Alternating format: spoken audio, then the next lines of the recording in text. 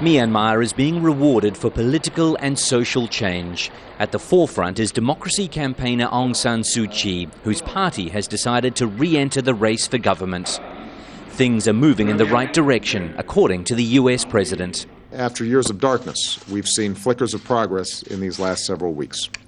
President Thein Sein and the Burmese parliament have taken important steps on the path toward reform. A dialogue between the government and Aung San Suu Kyi has begun. The government has released some political prisoners. Media restrictions have been relaxed. And legislation has been approved that could open the political environment. So taken together, these are the most important steps toward reform in Burma that we've seen in years. The National League for Democracy won the 1990 election, but the army wouldn't allow it to take control of the country and placed Suu Kyi under periods of house arrest throughout the following 2 decades. The NLD boycotted last year's vote and was subsequently disbanded. Just a few days after the election, changes began to take place. Suu Kyi was released from her latest spell of detention, and the new government didn't stop there. It began to engage the 66-year-old and even unofficially offered her a position as vice president, a position she's unlikely to take. Now the NLD has decided to re-register and field candidates, including Suu Kyi, in by-elections.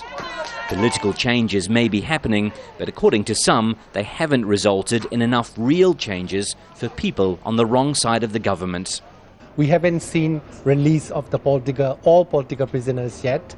We have seen that bits and pieces of the release of the political prisoners, and then we still see that the ongoing offensive in the ethnic areas, which also bring a lot of human rights violations in the country.